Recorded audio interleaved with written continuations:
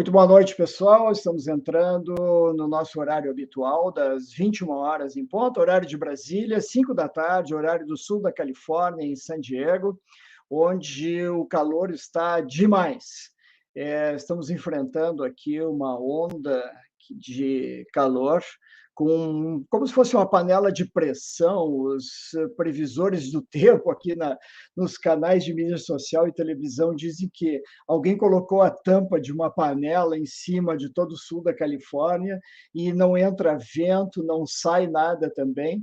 Nós estamos num mormaço aqui, numa bolha parada, e está bem complicado. Até porque, com a falta de água e a energia elétrica sendo utilizada ao máximo, o pessoal está sendo solicitado que não use ar-condicionado, que quase é impossível numa situação de calor de 38, 40 graus e até mais, sendo que de noite não baixa dos 30 graus, é complicado mesmo. Eu tenho hoje a grata satisfação de estar transmitindo de um feriado. Hoje é feriado do Dia Nacional do Trabalho nos Estados Unidos, que não corresponde ao 1º de maio, como ocorre em vários outros países. E aqui os feriados tendem a cair nas segundas-feiras, justamente para não atrapalhar tanto a questão dos trabalhadores, os trabalhadores das empresas, de todas as situações usuais, laborais, e que não param, na verdade, em relação a esse feriado. Não tem correio, não tem entrega de jornal, isso sim, mas bancos, outras repartições continuam funcionando e lojas, sem dúvida, não fecham. Então, eu tenho a honra de estar também falando sobre um tema que me é extremamente caro, porque é algo muito frequente no consultório do reumatologista, que é o que vocês estão vendo aí no banner, embaixo da minha fisionomia, a síndrome miofacial. É um nome meio esquisito, que devo confessar a vocês, quando eu me formei em medicina, ninguém falava nisso, né? Ninguém sabia nem que existia isso. É meio que assim uma Cinderela das questões de partes moles em relação às dores que as pessoas podem sentir, e as consultas se sucedem, se sucederam e se mantêm ainda até por telemedicina em questões que os pacientes se queixam de exames normais, por exemplo, imagem, ressonância, tomografia, etc., e com muita dor. E que os próprios médicos muitas vezes não estão atilados ou não têm formação suficiente para detectar o que pode estar acontecendo. Com isso, eu entro com a minha convidada, que tem anos e anos, décadas até de experiência, justamente na terapia manual da síndrome miofacial. E eu me refiro a Fátima Brum, que eu conheci há poucos minutos atrás pessoalmente, mas vimos trocando ideias já há bastante dias para fazer uma live muito especial para vocês entenderem essa situação. Ela é profissional de educação física e fisioterapeuta, fez 2 faculdades, portanto, e tem pós-graduação em fisioterapia nas áreas de traumatologia e ortopedia. Ela é osteopata em formação e tem 27 anos de experiência com a terapia manual facial. Muito bem, Fátima, grande prazer te receber nessa noite. Eu sei que aí no sul está até friozinho, né? Estou com inveja de vocês e com saudades da minha Porto Alegre, de onde falas. Boa noite, é um prazer, né, poder conversar contigo sobre esse tema.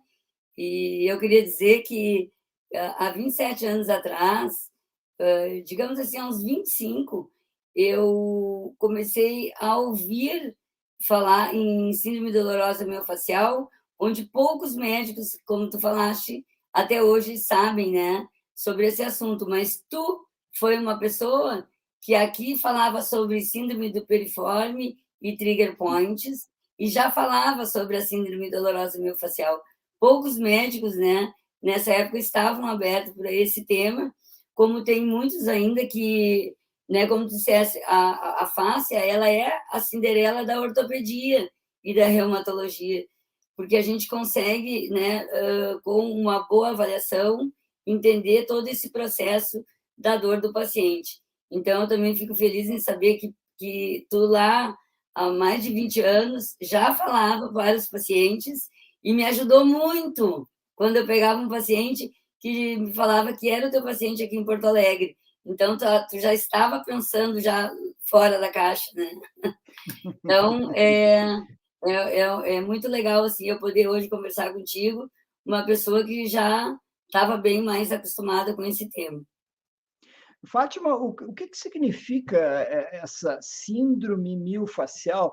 Vamos debulhar esse nome. Síndrome é um conjunto de sinais, sintomas de várias causas possíveis, por isso não se chama doença, né? Não é a doença da tuberculose, a doença da osteoporose. Mas miofascial, o que significa esse nome aí, meio esquisito, meio feio até? Tá. Então, vamos definir um pouco assim, síndrome dolorosa miofascial. Na década de 90, né, tanto o Colégio Brasileiro, o Colégio Europeu, o EULAR, quanto o Colégio Americano de Reumatologia, definiram duas novas síndromes nessa época, a síndrome dolorosa miofascial e a fibromialgia, onde ninguém sabia muita coisa sobre isso, né, como a gente tinha conversado. E hoje a gente sabe muita coisa, e onde começou também ter mais essa visão em centros de dores nessa época, né? Porque como a síndrome dolorosa miofascial, ela vai acometer principalmente o tecido facial, né? Ou seja, no caso aí, a miofáscia, que é o tecido muscular, que é a fáscia mais profunda, né? Então, a fáscia do músculo, essa fáscia aí que vocês veem, então, que vai ter todas essas características, né, das fibras musculares, enfim, o contexto muscular. E a gente também tem a face superficial que está aparecendo ali, né? Então, a face superficial estaria mais envolvida, onde a gente tem, assim, então, a pele, né, a gordura e a face superficial. E entre a face superficial, a gente vai ter um novo tecido adiposo, né, a gordura, e o tecido muscular, ou seja, a fáscia profunda, que vai estar mais ligada mesmo e conectada lá com o músculo. E é a face que mais nos, digamos assim, nos dá problema, né? Onde tem mais essas, quando os pacientes, né, reclamam de dores, normalmente ela envolve mais a fáscia muscular. Mas o que são essas fáscias, né? A face, então, é um tecido que é rico em colágeno, né? E rico em colágeno, elastina, em algumas outras substâncias também, como o hialuronano, né? Os glicos aminoglicanos, que nada mais são do que esses componentes que vão formar esse nosso tecido conjuntivo, que vai penetrar em todos os outros tecidos, como, por exemplo, os sistemas dos órgãos, das vísceras, no nosso cérebro. Então, ele vai envolver todo o nosso sistema, como se nós tivéssemos a roupa do Homem-Aranha, né? Da cabeça até os pés. Então, tudo vai ter esse tecido facial, né? E aí, em particular, então, como o Dr. Carlos Valmir fala, que o que vai incomodar mais para nós, né? Os tecidos mais musculares, mas a parte músculo esquelética, né? Então, a gente fala assim que os tecidos faciais, eles são muito mais importantes nesse sentido que eles é que se lesionam mais do que o próprio músculo. Interessante. Significa que nós não temos tantas contraturas, como o povo chama às vezes, ou pancadas, batidas, contusões, e sim nós temos mais acometimento desse sistema de colágeno, que a gente olhando aqui parece uma coisa assim muito suave, muito delicada até, e é difícil acreditar que essas fibras aqui sejam fontes de tanta dor, Fátima. Sim, mas, por exemplo, depende do local. Vamos pensar na lateral da coxa, né, que a gente tem um tecido facial ali robusto, ou a própria fáscia da região lombar, da coluna lombar, tem muito mais tecido facial, porque depende da função, a gente diz que função dita forma e forma dita função. Dependendo da função que exerce, determinadas estruturas do nosso corpo, elas vão ter um tecido ou mais fino, né, ou um tecido mais espesso. Tudo vai depender na questão do uso no dia a dia, né? Por exemplo, as pernas, as coxas, elas têm um tecido facial mais robusto, justamente mais denso, né? Porque a gente caminha, a gente exige mais, né? Que ela tenha essa forma mais forte, mais aderida também, e nas costas, inclusive, porque ela precisa manter esse controle postural. E o que realmente incomoda, né, essas contraturas, né, digamos assim, quando existe uma densidade, ou seja, esse tecido ele fica muito mais preso, mais aderido, ele não consegue deslizar para realizar os movimentos, né? Ele não consegue fazer esse gliding, né? Esse deslizamento.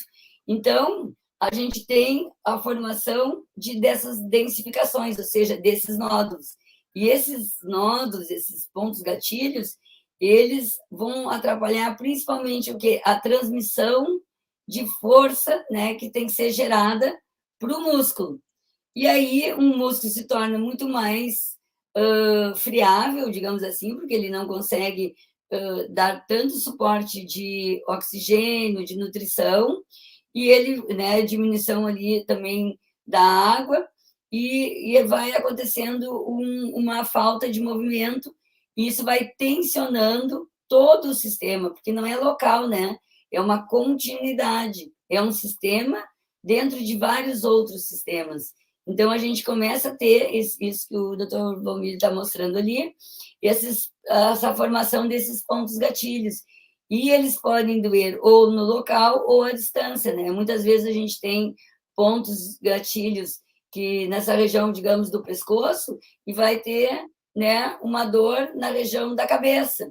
Às vezes a gente tem pontos nessa região do peitoral maior ou menor, e vai acometer todo o braço, às vezes até formigamento nas mãos. Então, se a gente começa a entender o tecido facial como um sistema, a gente começa a ver que, mudando o ritmo dele, a gente vai alterar, principalmente, né, o formato que a gente tem aqui, um modelo de tensibilidade. Se nós temos uma tensão que está sendo exercida, né, pelo músculo que tem mais tensão, a gente começa a ter uma movimentação. Se tem uma tensão gerada aqui, todo o sistema vai estar acometido, né? Músculos, ossos, articulações, tendões, né? Tudo isso vai alterar o ritmo do tecido facial. E eu diria assim, ó, Então a questão me parece ser a seguinte: a chave do mistério. Vamos pegar teu exemplo. A pessoa vem com dor na mão. E, na verdade, a Fátima vai lá, examina, vem subindo pelo braço, chega o ombro, chega na nuca, e dali a pouco os pontos começam a aparecer, como estão aqui no desenho, né? Como bem falaste. Nessa situação, como é que se faz o diagnóstico, Fátima? É só a experiência do profissional, é o conhecimento da anatomia, é saber quanto é que tem que apertar para a pessoa sentir dor? Porque se botar uma tonelada de peso na ponta do meu dedão, vai doer, Fátima. ou tem exames que a gente pode pedir, assim, solicito exame de imagem especial para pontos gatilho. Existe isso, Fátima? Não tem. A prática do profissional conta muito, com certeza, né? Porque a gente vai desenvolvendo esse olho, que eu digo que vai desenvolvendo um raio-x no olho, já consegue visualizar se tem se tem alteração, né, na mecânica, tanto quando o paciente caminha, ou quando tu olha e vê que tem um lado mais assimétrico. Tudo isso já vai te dando uma boa avaliação, né? Só pelo olhar. Pelas mãos, porque a mão vai deslizar e vai sentir se existe uma alteração, né, no movimento, né? Se tem. Aí a gente usa muito isso da terapia manual. A gente faz o movimento no sentido longitudinal, né? Em todos os sentidos, para ver onde tem mais restrição, né? E isso, claro, demanda bastante tempo para a gente poder chegar nesse nível. Os exames de imagem não aparece nada, não tem. Claro que a pessoa pode ter uma hérnia, pode ter uma tendinite, tudo isso está alterando o sistema, né? Mas isso não é um ponto que seja importante, porque nem todo mundo que tenha algum tipo de disfunção musculoesquelética tenha que ter dor miofascial e vice-versa, tá? Então, o exame de sangue ele é totalmente inespecífico, tu não precisa ter alteração, né? Mostrar que se tem VSG aumentado, se tem algum marcador inflamatório, tá? Então, Não é uma inflamação generalizada ou localizada. Se fizer uma não, biópsia desse músculo ali onde tem esses nodos, não vai aparecer inflamação. não necessariamente. Ele pode ter uma inflamação e causar, e estar causando por estar disfuncional, né?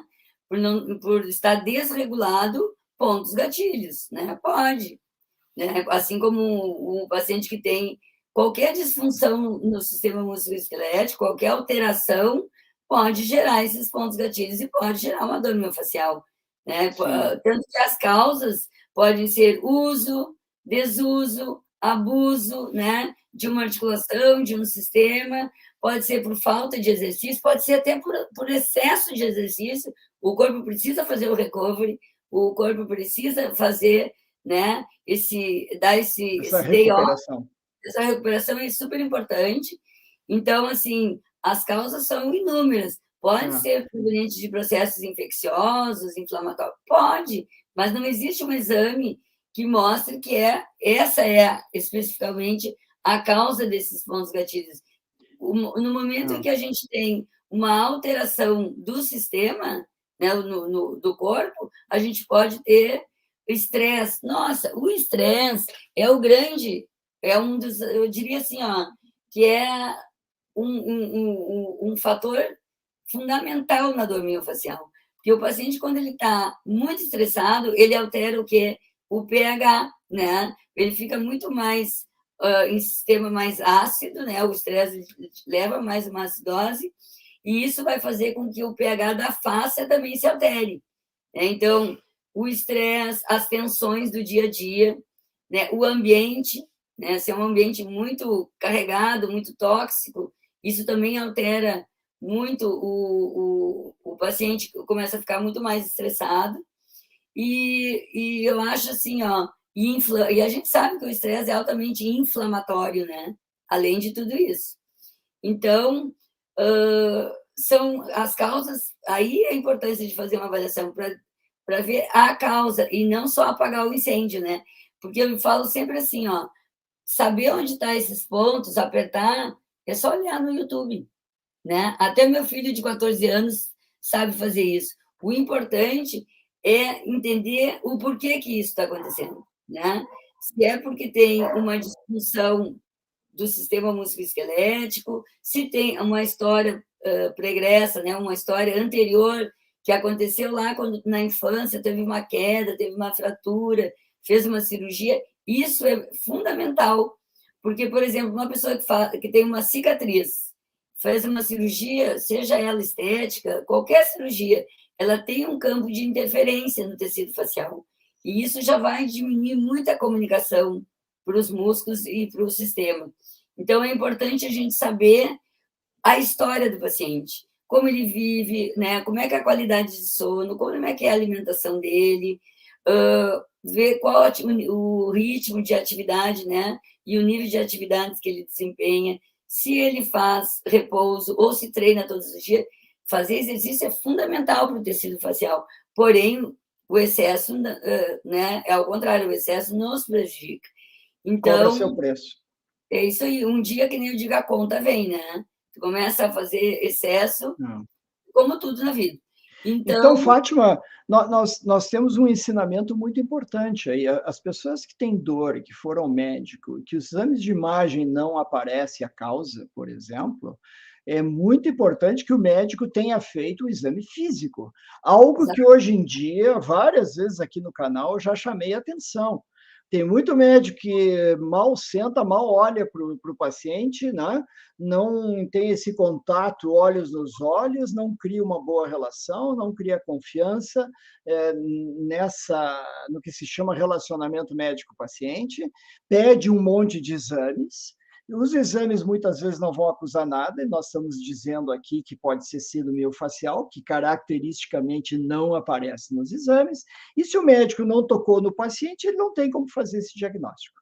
Né? Então, Exatamente. é algo fundamental que a consulta médica seja completa, seja por reumatologista, seja por ortopedista, de realmente, após tirar a história, ver as possíveis causas, como a Fátima bem falou, que é estresse e outras, dali a pouco botar a mão no paciente e examinar a anatomia, ver a musculatura e ver essas fáscias na medida da formação da pessoa. Agora, devo te confessar, Fátima, é muito mais fácil também encaminhar para um profissional como a Fátima Brum, que está acostumado, porque acaba fazendo o diagnóstico que muitas vezes a gente não enxerga no consultório, mesmo querendo acertar.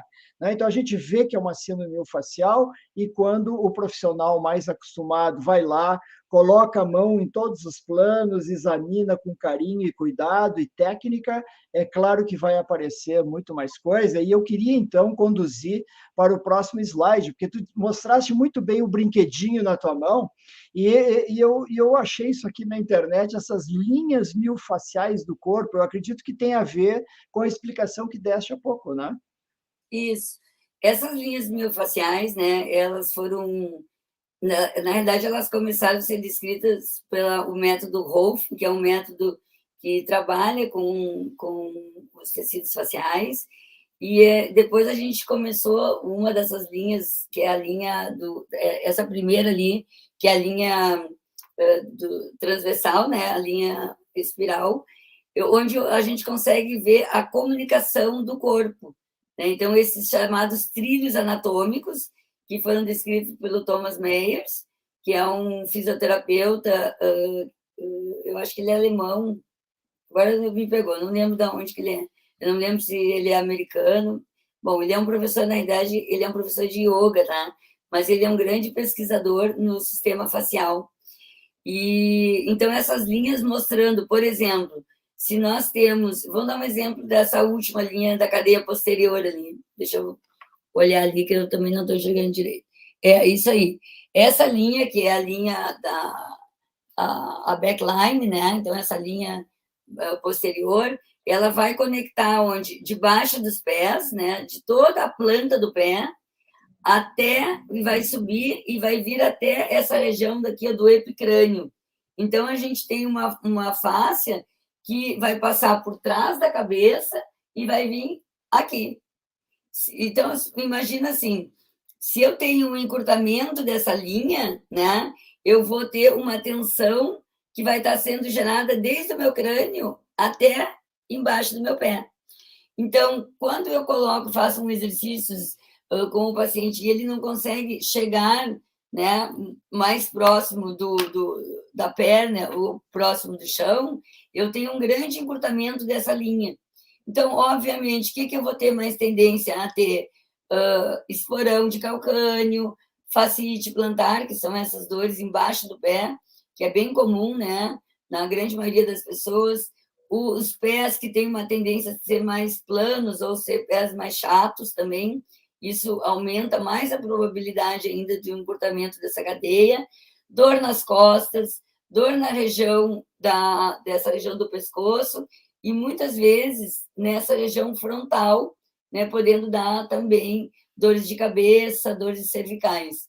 E essa linha é uma pequena amostra de tudo isso. Depois a gente tem a linha lateral ali do lado, que é pelo plano que a gente chama frontal, né? Que é esse plano que nos leva lateralmente.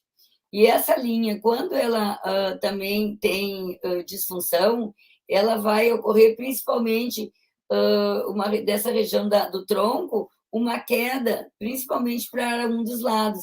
É aquele paciente que não consegue se manter porque não tem força suficiente para estabilizar o tronco e a pelve. Então, a gente tem aí bursite troncanteriana, temos dores e uma probabilidade maior de desenvolver hérnias de discos, né, principalmente na coluna lombar, pela perda da força do tronco, né, por essas linhas, e chegando até mais essa região lateral. E aí a gente pode também ter mais dor de cabeça, porque esse músculo esternocleido, que é esse músculo lateral aqui do pescoço, ele está sempre em atividade. Por quê? Porque ele tem que sustentar, né, a cabeça do outro lado, então ele está sempre em tensão. Aí é aquilo que eu falei lá no início, né? Quando a gente tem uma alteração do sistema, a gente vai desregular e vai ter uma alteração em todo o ritmo do corpo, né? E, por exemplo, para vocês terem uma ideia, se eu tenho um diafragma, né, que está mais fechado, eu passo o dia todo sentado, então essa minha linha anterior, né, que é uma outra linha que estava lá, ela vai estar mais fechada, porque eu passo o dia todo sentado, e a gente sabe que o sentado é o novo cigarro. Por que é o novo cigarro? Porque ele faz tão mal quanto fumar. Ele vai, né, diminuindo esse espaço das minhas vísceras, as vísceras precisam se mover no dia a dia e elas ficam muito com uma mobilidade menor. Isso vai causar mais, provavelmente, mais constipação, né? Eu posso ter uma tendência maior a ter refluxos, porque o diafragma, que é um músculo que está nessa região, e ele tem como objetivo, no momento que eu inspiro, ele desce para fazer essa mobilidade, né, nas minhas vísceras. E quando esse diafragma está tão apertado lá pelo dia a dia, ou pela ansiedade, né, ficar muito tempo sentado, o sedentarismo, tudo isso vai alterar essa linha anterior. E aí eu vou ter ombros que projetam mais à frente, né? E se eu tenho já uma postura, né, emocionalmente falando, uma pessoa mais tímida, ela vai ser mais fechada, né? Então, sentado vai piorar mais essa situação e a gente vai ter muito mais problemas na região do pescoço, enfim, pisa menos, né? Não fica tanto tempo em pé, e aí ela vai ter menos atividade, né? Que vai trazer força para as pernas também, porque ela fica sentada, então ela não tem apoio, né? Ela não tem tensão sendo exercida para os músculos, para os ossos, e a gente vai ter mais osteopenia, osteoporose, enfim. Gente, é só buraco abaixo, né? Então, a gente tem que começar a pensar nesse todo, né? E não só pensar, estou sentado, então vou ter problema de coluna. Não, a gente vai ter problemas também na parte visceral, né? A gente vai ter problema mais de... Esse fechamento vai levar a muitas outras efeitos, né? Deletérios no nosso corpo. E as pernas, se não tem contato com o chão, elas não vão ter... órgão que não tem função, atrofia, né? A gente vai ter mais atrofia porque ela não cumpre a função de sustentar o nosso corpo durante a marcha, né? Durante a caminhada, ou corrida, enfim, porque a gente passou o dia inteiro sentado. Por isso que é o novo cigarro. Uma coisa puxa a outra, né? Essa figura de estilo que falaste do novo cigarro, o sedentarismo, é muito, muito interessante e importante, sem dúvida. A Liliane pergunta se espondilite anquilosante pode gerar uma síndrome de dor miofascial. Qual é a tua experiência com pacientes com espondilite, Fátima? Olha, sabe que a espondilite anquilosante não é uma coisa que tu vê todos os dias, né? Mas, sim, mas tenho experiências lindas, assim. Teve um caso que eu estava dando um curso, só para te falar aí, Liliane, eu estava dando um curso, isso há uns 10 anos atrás, de síndrome dolorosa miofascial, e veio um rapaz de Pelotas, aqui no Rio Grande do Sul, e veio fazer o curso. Daí ele me disse que a reumatologista dele, ele era professor de educação física, né? Então ele podia fazer o curso. E a reumato dele tinha indicado que ele fizesse o curso para ajudar a ele próprio e para ajudar os alunos, caso ele tivesse, né? E ele veio. Então, assim, eu lembro que quando ele veio me falar isso, nossa, aquilo me... Eu disse, bom, eu vou pegar ele de modelo o tempo inteiro para mostrar todos os pontos possíveis os pontos dolorosos, né? Aí eu comecei a mostrar nele como modelo, né? Quando ele deitou, ele não encostava a cabeça, né, na maca e ficava naquela posição mais de conchinha, mais de esquiador mesmo, né? E a cifose já estava bem, aquela falta de mobilidade torácica já era bem presente. E E aí, assim, tá, mostrei, fiz, ele me serviu como modelo, e aí isso era no sábado. No domingo, ele chegou de manhã e me disse assim, eu queria dar um depoimento para a turma. Eu disse, à vontade, né? Ele disse assim, ontem foi a primeira vez que eu consegui deitar no travesseiro. Fazia muitos anos que eu não conseguia colocar a minha cabeça no travesseiro. Eu liguei para minha esposa e eu disse para ela que eu dormi, não só dormi super bem, como eu consegui relaxar o pescoço, eu relaxei a coluna. Então, aquilo foi meu maior prêmio. Né? Ele aprendeu de como ele fazer para ele e para os outros. Né? E na espondilite anquilosante, Liliane, né? É fantástico, porque a gente vai ter é que nem eu digo, vai anquilosar de alguma forma, mas que anquilose na posição mais ereta possível. Né? Então, um paciente que tem espondilite se beneficia muito com essa liberação miofascial, com o movimento, né? É essencial que o paciente faça, e também, claro, exercício todos os dias. Né?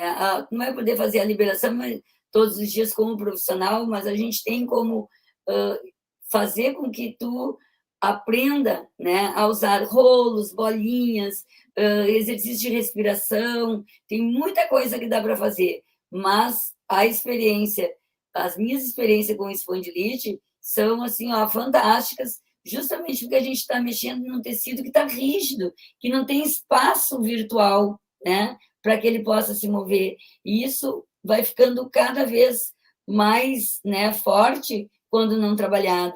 A gente vai ter uma caixa torácica mais rígida, então o poder de expandir, né, através da respiração e mover esse diafragma para frente, para trás e para os lados é fundamental. Então tem muita coisa que dá para fazer, inclusive melhorando aí o sistema nervoso autonômico, principalmente o sistema simpático, né, que faz com que a gente fique sempre com medo, né? Medo da vida, medo do dia a dia, medo de perder o emprego, medo de ter alguma doença, medo da dor. Isso vai fazer a gente ficar cada vez mais restrito, mais rígido. Então, isso é bem importante na hora de fazer a liberação, também pensar, né, como que está o sistema nervoso, como é que é o nível de ansiedade do paciente. Não é só fazer a liberação, mas entender o processo, entender o que tem, qual é a história desse paciente. Isso passa pela avaliação. Então, é trazer um lado mais, realmente, mais não, totalmente humano, né? Que é isso que está faltando na hora de avaliar. Porque todo corpo tem uma história. E a gente tem que parar para olhar a história de cada um e poder entender o porquê, porquê daquela doença, o porquê daquela dor. Porque nem sempre a dor é só física, né?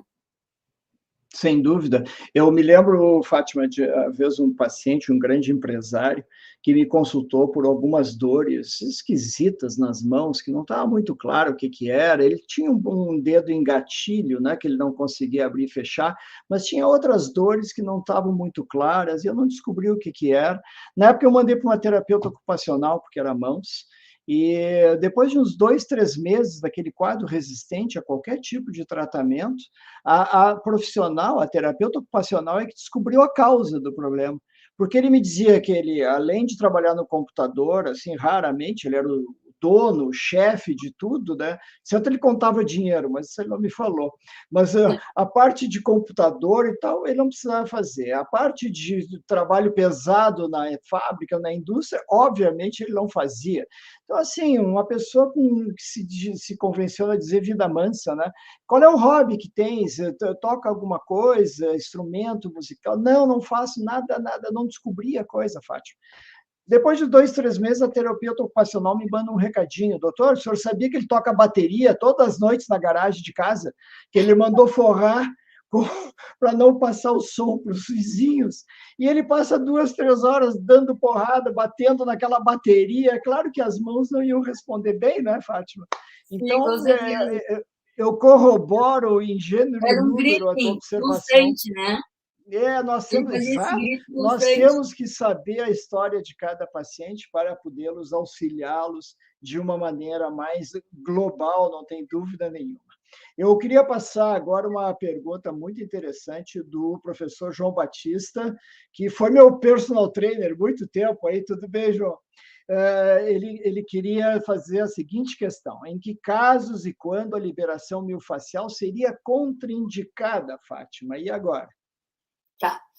Bom, primeiro, por isso a importância aí, João Batista, em saber, em fazer a avaliação, tá? Eu praticamente não atendo ninguém sem avaliar, porque eu preciso saber qual é a causa do problema para não ficar apagando só incêndio. Mas, na avaliação, existem algumas contraindicações absolutas e algumas indicações absolutas que tu não vai atender. Por exemplo, paciente com osteoporose grave, né?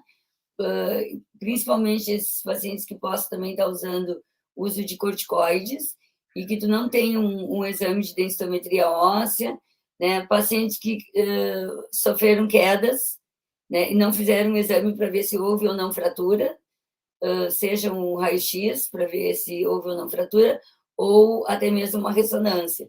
Aquele paciente que tu não sabe, que foi de repente, né? E que sofreu quedas. Então, esse paciente é o paciente que tu não vai fazer a liberação miofascial. Pacientes grávidas que nunca fizeram liberação, estão até o 3º mês de gestação, que tu não conhece ela. Eu, por exemplo, os meus pacientes, como eu conheço, eles faziam, eu sei o que dá para fazer, né? Mas se é um paciente que está correndo algum risco, melhor não fazer, tá? Então, fica aí uma contraindicação absoluta. Pacientes que têm que estão em crise aguda, né? De ou uma doença autoimune, ou qualquer. Eu não uso a liberação, daí eu uso a terapia crânio-sacral, que é uma terapia mais leve, que eu vou trabalhar mais para liberar, mais para levar ela para um sistema mais parasimpático, mais regular o nervo vago, né? Então, assim, é uma terapia suave. Então, nesse caso, se a pessoa tem dor lombar, no eixo crânio-sacral, a gente pode ter um benefício muito grande lá na região mais baixa. Então, tu não vai mexer ali. Então, mas isso aí depende de cada profissional. Então, em tumores, né? Já aconteceu de uma pessoa que tinha um tumor no psoas, mas ela tinha tanta dor, que o médico disse para mim: olha, ela está com muita dor, eu já dei todas as medicações possíveis. Eu atendi, não vou fazer a liberação do psoas, obviamente, mas vou trazer um conforto para ela. Então, assim, a gente também tem que ter bom senso quando a gente pode atender e quando a gente não pode. Às vezes, tem situações que o paciente não quer, o paciente tem que querer ser atendido. Se ele está numa depressão muito profunda, por exemplo, e tu fizer a liberação miofascial, talvez não seja muito bom nesse momento. Por quê? Porque tu pode baixar um pouco mais ainda, deixar ele muito mais lento. E nesse momento ele precisa ficar mais simpático e não parasimpático, né? Então, também tem que ter esse feeling para saber quando tu pode atender o paciente e o quanto tu conhece ele. Mas tem algumas coisas, como eu disse, fraturas, né? Tu não vai colocar ou osteoporose grave, paciente assim que tu não conhece a história dele, né? Uma Então, hérnia de disco aguda uma com hérnia ombros, de catalgia, que o paciente mal caminha, né? Não tem como. pode, a gente atende, tá? Quando o paciente chega, às vezes, assim, todo errado, mas a gente vai. Tu não vai trabalhar no local da lesão, né? Por exemplo, tu pode trabalhar sobre os ilíacos, tu pode trabalhar sobre as pernas, né? E aí isso vai te trazendo mais força de condução, né? Porque a função da face é transmitir força. Sabe-se que 40% da força é transmitida pelo tecido facial. Então, se tu começa por isso que tem que entender a avaliação, né, esse todo. Se a gente começa a conectar os pés, por exemplo, se os pés dele não estão tendo uma boa conexão com o chão, tu pode tranquilamente fazer um trabalho lá pelos pés, aqui em cima no crânio, e aí fazer mais um trabalho mais de pompagem, que é uma terapia manual mais leve na região da lombar, dá para atender quando está agudo, dá, mas tem que ter experiência, e não é fora, não pode ser uma coisa assim de querer botar toda a tua carga em cima do paciente. Não é isso. Isso sim pode inflamar mais o paciente e talvez o paciente nem levante da maca e vá para casa e fica ali 3, 4 dias sem se movimentar. Então, depende de quem faz, da experiência, né, e do conhecimento de anatomia, de fisiologia, de bioquímica. Isso é fundamental. O professor João Batista complementa pensando na possibilidade de varizes ser uma contraindicação. Varizes, elas estão ligadas, João, mais ao sistema superficial, mais à face superficial. A face superficial ela é altamente vascularizada e, além disso, ela tem bastante gordura. Então, quando tu enxerga muitas varizes no paciente, ou celulite também a gente consegue, esse paciente tem mais problemas com a face superficial do que com a face profunda. Então, a mecânica de fluidos dele não está boa. Então, a gente precisa melhorar essa mecânica de fluidos. Como? Drenagem mais clínica, não é a drenagem linfática para melhorar a celulite, não é isso. É uma drenagem mais clínica, ver se o paciente tem edema, se esse edema é em cacifo, que é uma classificação dos edemas, né? Se ele, tu percebe se um membro é diferente do outro, fazer o teste cinesiológico para ver se o nível de força desse membro ele está alterado ou não, porque se a mecânica dos fluidos, ou seja, o tecido não drena como deveria drenar, porque pensa assim, está vindo lá debaixo das pernas, ele vai passar por todos os linfáticos e vai, se a gente pensar no contexto osteopático, nós temos 5 diafragmas, e esses diafragmas eles vão ter que eles vão se abrindo, né? Até chegar nessa região da cabeça, que é a produção do líquido cefalorraquidiano. Então, o que tu está enxergando lá não está vindo para cima, né? E a gente precisa entender que a mecânica precisa acontecer de uma forma, né, ascendente. Então, esse paciente que tem esse problema, aí normalmente a gente pede também uma ecodoppler para ver como é que está, né? Manda ele para o médico vascular, pede uma ecodoppler para ver se já não tem outras complicações, né? Porque o que tu tá vendo ali já está te mostrando que ele tem algum problema com a circulação, principalmente se não for varizes, todo mundo tem um pouquinho, né? Porque fica mais em pé ou não. Mas agora, quando tem uma quantidade de varizes grandes, a gente também tem que ter esse cuidado com o paciente. Tem aquelas varizes que são aquelas microvarizes, aqueles vasinhos, mas tem aquelas varizes, né, maiores que nos preocupa também. Então, é importante sim, ver como está a mecânica de fluidos. Nós temos uma live aqui no canal, Fátima, justamente sobre essa situação de varizes. Todo eu convido o pessoal que está nos assistindo a procurar no canal Dr. von Miller, né? Eu fiz uma entrevista, uma live de mais de 1 hora, justamente sobre todas essas circunstâncias de circulação mais superficial, problemas de varizes profundas para varizes superficiais, quais as têm que ser tratadas, a parte estética, etc. Está tudo muito bem explicitado pelo colega, o cirurgião vascular. Fátima, nesse momento, te ouvindo falar, me veio à cabeça uma questão prática, e que, sabes que essas nossas lives vão para o Brasil inteiro, nós temos gente do Maranhão, do Amazonas, do Nordeste, também daí do Sul, mas de todo o Brasil, passando pelo Centro-Oeste, pelo Sudeste, enfim. Eu queria te perguntar, esses profissionais que atendem no mesmo nível de pormenorização, de cuidado extremo em examinar o paciente, de ver sua história, de poder realmente cativar o paciente no bom sentido, de fazer com que a terapia funcione. Isso é só particular? Existe por convênio? Ou no SUS também tem profissionais assim? Olha, boa pergunta essa, que eu também gostaria de saber. Eu acho que no SUS não tem. E particular, assim, em clínicas, né, que atende convênio, eles têm que atender 5, 6 pessoas ao mesmo tempo, às vezes até 7 pessoas. Então, fica difícil, né, focar ali, ficar 10, 15, 20 minutos com cada paciente fazendo a terapia manual. Então, infelizmente, a gente sabe que não tem, né? Às vezes o próprio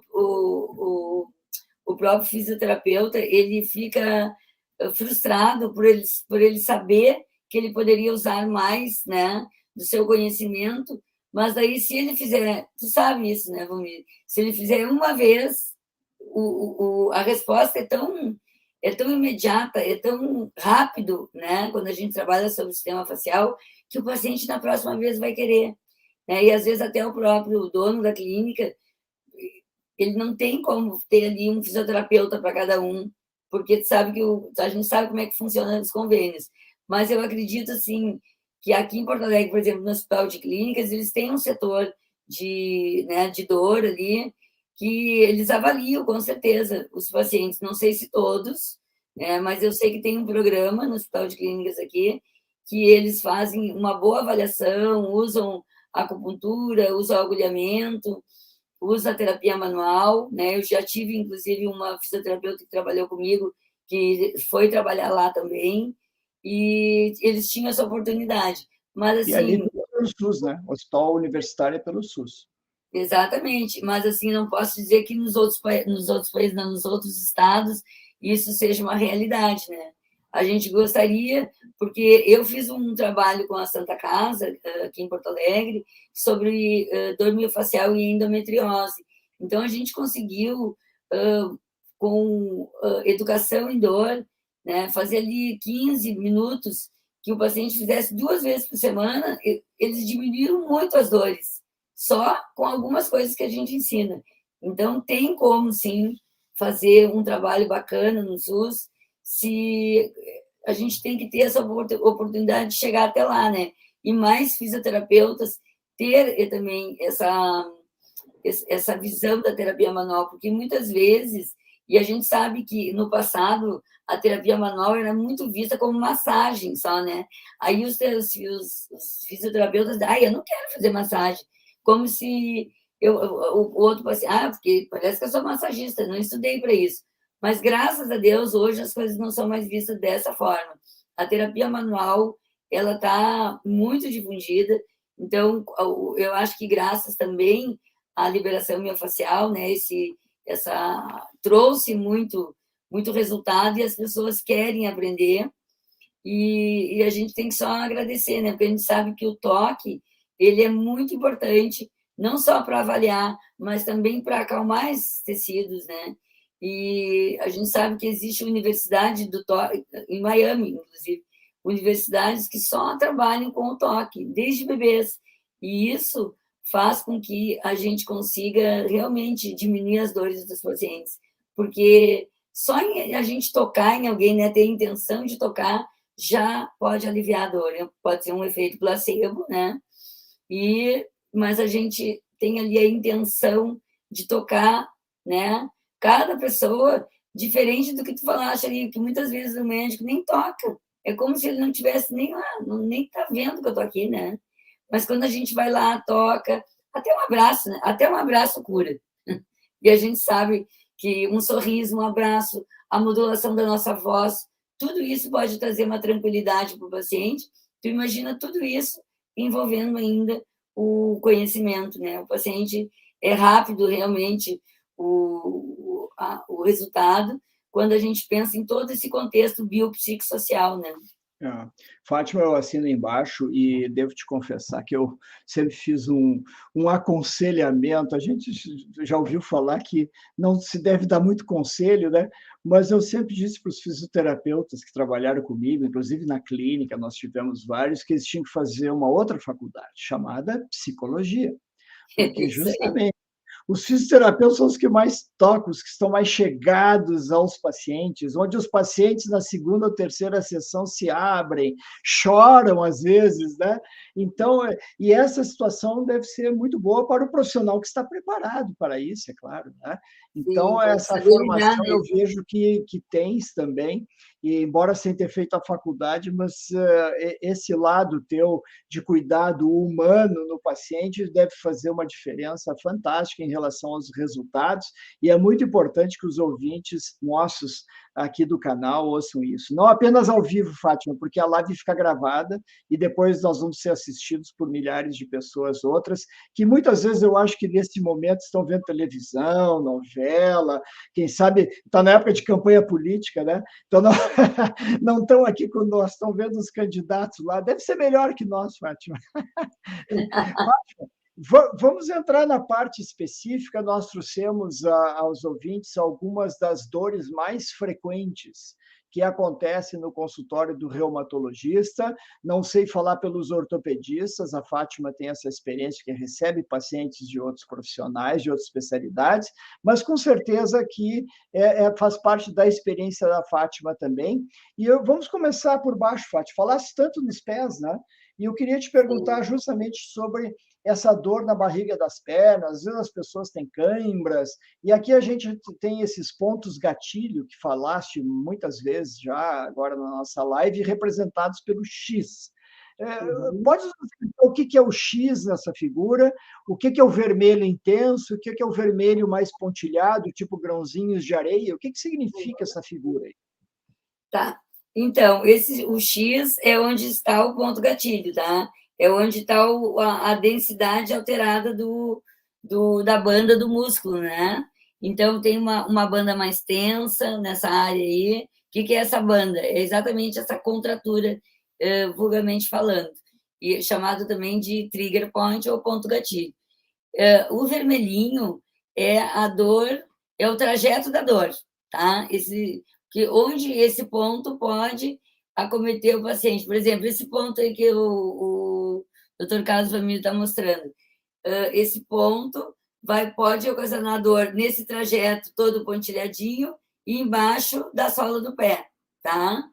Então, é isso. O X sempre é onde, digamos assim, onde a gente faria a compressão, né, do ponto, para aliviar a dor onde estão as áreas vermelhas, né, o pontilhadinho e a área mais vermelha ali, que é a dor referida.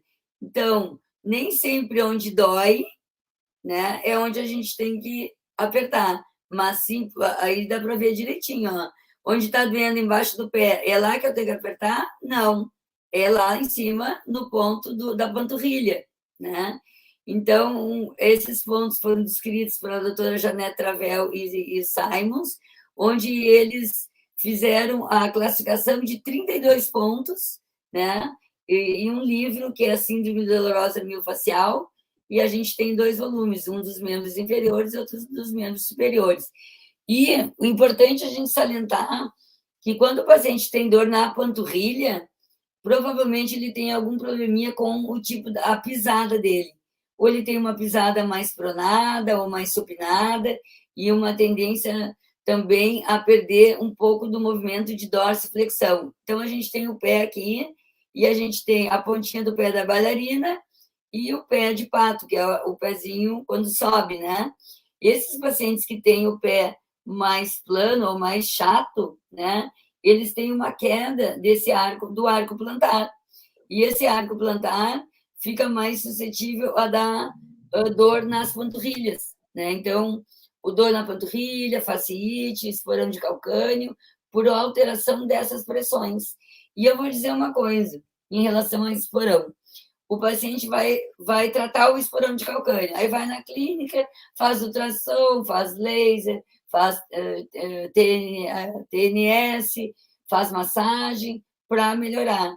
Só que o esporão, o que é o esporão? É o aumento de pressão, né? Que está aumentando a pressão ali e formando mais fibroblastos, que são células que formam, né, esse tecido conjuntivo e vão sintetizar o colágeno. Então, eu estou ali sempre mantendo, né, uma força maior, formando mais calosidade. O que eu tenho que mudar? Não é só, não adianta ficar só tratando a dor do paciente. Eu tenho que mudar a pisada dele, porque se ele está pisando, fazendo muita pressão sobre o calcânio, eu tenho que retirar essa força que está sendo exercida ali. Eu tenho que alterar e melhorar a pisada dele, dando mais pontos de pressão na parte anterior do pé, no meio do pé, atrás. Então, se eu não mudar a mecânica dele, eu vou continuar formando mais osso ali, vou estar formando um esporão sempre estimulando. Outro exemplo, quando eu tenho um calo, né? Se eu tenho um calo no dedão do pé, vou na manicure, mas preciso lá tirar meu calo. O calo é um sinal, eu digo que o corpo é fofoqueiro, tá? Ele sempre te mostra onde está a lesão, a gente é que tem que parar para olhar. Então, se eu tenho uma calosidade no pé, isso significa que eu estou dando muita pressão naquele local. Então, se eu for tirar, eu tiro lá na manicure, ele passa 10 dias, 15 dias, volta de novo o calo. Mas eu tenho esse calo, meu calo de estimação. Não, peraí, tem pressão alterada. Se eu estou alterando a pressão, colocando muita pressão no lado só, óbvio que eu vou formar de novo essa calosidade. Então, o que eu tenho que fazer? Distribuir essas cargas. Ou eu estou jogando muito o meu peso para frente, ou para trás, ou estou tendo uma alteração, né? Nesse plano mais frontal, estou caindo mais para a direita, eu estou fazendo uma descarga assimétrica no meu corpo. E quando eu consigo fazer com que esse sistema facial, com que ele consiga ter um bom alinhamento, que ele consiga ter um bom deslizamento e um bom ritmo, eu consigo diminuir a calosidade. Então, é sobre isso, não é colocar band-aid, colocar como é que é esses, tipo silicone, calcanheira, para diminuir. Não. Umas borrachinhas de proteção ali. Eu tenho que ver a causa, o que está acontecendo, né, com o meu pé. Então, se de repente o meu pé ele não está ativando os músculos intrínsecos do meu pé para poder ter força para caminhar, para dar propulsão para a marcha, tudo isso é importante. Então, quando eu comecei, antes de começar, eu estava falando que o envelhecimento começa nos pés, quando a gente começa a arrastar os pés, né? Então, se a gente está arrastando os pés, a gente está com pouca força de caminhar mais rápido. Isso acontece muito no envelhecimento, né? Então, a gente tem que olhar para o que o corpo está te mostrando, e por isso a avaliação é tão importante, e não só apagar os incêndios, né? Como eu disse. Perfeito, Fátima. Vamos adiante, porque o nosso tempo está correndo. Já estamos quase com 1 hora de live, Fátima, e nós temos vários segmentos ainda a mostrar ao pessoal, mas não tem Então, olha aí, problema. dor na canela. Que vamos devagar aqui. Tá. Dores na canela, ali nessa região do tibial anterior. Então, o que eu tenho aí? Por que dói o tibial anterior? A gente chama de canelite isso. É bem comum nos corredores e nas pessoas também os que andam bastante, que caminham bastante. Quando elas não têm, como eu falei antes, aquela dorsiflexão ou tem o pé mais plano, isso pode acontecer também. E aí eles vão sentir mais dor no dedão, aí, ó, no hálux, né, proveniente da dor lá no tibial anterior, que é esse músculo que quando a gente faz a dorsiflexão, ele também ativa os extensores dos dedos. Então, os dedos também vão ficando mais fracos.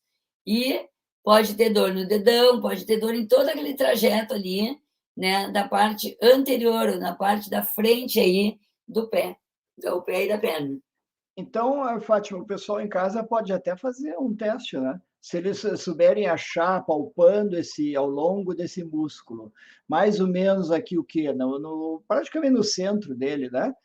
E palpar e sentir ali, aqui está mais dolorido, e a dor correr para o dedão é porque o problema não está no dedão. O problema está no músculo aqui. Isso é muito importante, porque daqui a pouco essa pessoa vai no médico que só examina aqui, não acha muita coisa, manda para o fisioterapeuta, que nem disseste, 10 sessões de ultrassom, onda curta, TNS para tirar dor, e não vai melhorar nunca, porque ninguém se lembrou de examinar o tibial anterior. Exatamente. O tibial anterior é aquela parte quando tu levanta o pé para cima, fica mais gordinho, aquele músculo é o tibial anterior. É ali que vocês vão apertar, principalmente se for corredor ou caminha muito, e se os pés também são planos, automaticamente pode acontecer ter mais sensibilidade nessa área. Muito bem.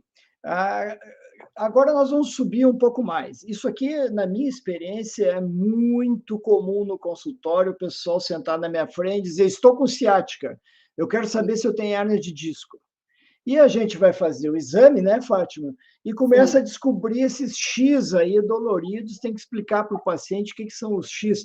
Eu tenho usado sempre esse tipo de gráfico aí, de desenho, porque aí o paciente entende melhor. Mas a Fátima é que é especialista em glúteos médio e mínimo e vai nos explicar, Fátima. Tá. Então, quando é o glúteo, a gente pode ter acometido aí dois músculos importantes, que é o glúteo médio e o mínimo. O glúteo mínimo, ele simula essa dor mais longa aí, como uma, que a gente chama de radiculopatia. É como se estivesse fazendo uma compressão lá no nervo, tá? Então, a pessoa acha que está com dor no ciático, né? Que está com uma hérnia, que está correndo para a perna, que está com uma raiz do nervo que está mais comprimido.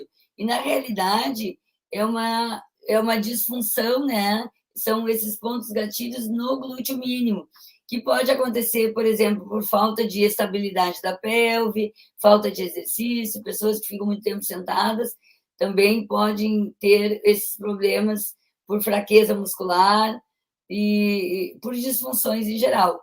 O glúteo médio, né, que é o que o Dr. Carlos Famini está mostrando aqui também, ele tem um trajeto bem parecido. Na realidade, o glúteo médio e mínimo, eles estão, se a gente coloca lá no quadril onde ele está mostrando, parece ser bem próximo, né? Então, se a gente aperta ali, se irradia para toda a perna, provavelmente é o glúteo mínimo. E se fizer um trajeto mais até o joelho, ali até a que a gente chama de banda iliotibial, provavelmente venha do glúteo médio, né? E o glúteo médio é importante na caminhada, porque ele estabiliza, né, durante a nossa pelve, durante o movimento da caminhada. Então, é importante que a gente faça exercício, né? Ou pode pensar também que é bursite, né? Também tem isso. Pode pensar que é hérnia, que é bursite, que é problema, pode achar que seja do joelho, porque ele vai até o joelho, né? Então, o problema está lá em cima. A gente pega muito paciente que vem com diagnóstico de problema no joelho e não é no joelho. São muitas vezes esses pontos, são a banda iliotibial, o vasto lateral, o vasto medial, né? Os músculos da anterior da coxa, como o reto femoral, pode trazer dor anterior no joelho e não ser o joelho. O obturador interno, né? É muito comum o paciente ter dor nessa região mais interna aqui do joelho, ó, e isso é um problema lá no obturador, lá na parte proximal da tuberosidade isquiática, né? Aquele ossinho ali que a gente tem do quadril, que vai formar ali, que vai receber ali o grande glúteo, principalmente.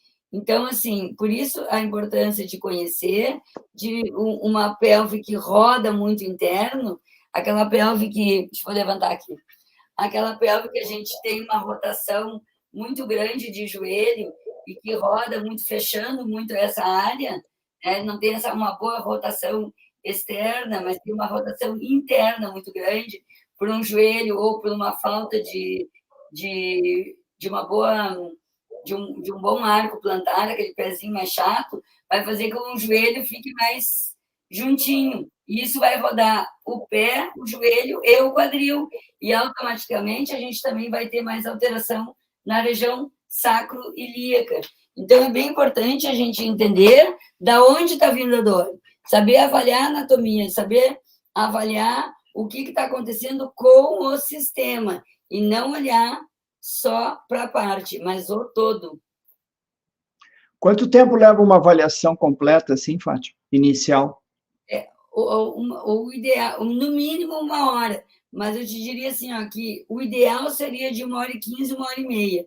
Agora, às 6 horas, eu atendi uma paciente de 13 anos, eu demorei 1h40, né? Porque era uma paciente que tinha 13 anos, uma escoliose, e tinha muitos problemas também já psicológicos, de tanto olhar o Google, que tinha que operar, meu Deus, ainda tive que fazer um trabalho de tirar aquela ruminação dela, né, porque eu acho que eu vou ter que fazer cirurgia, e o colete, né, já há 2 anos com esse colete, então tudo eu tive que fazer um trabalho psicológico, praticamente, né, fazer com que ela, né, parasse um pouco com essa negatividade daí a mãe, o pai, tudo isso influencia. Imagina uma menina adolescente de 13 anos, uma guria linda, né, desabrochando para a vida, ter que usar um colete 24 horas por dia e só vendo, né, aumentar mais o problema.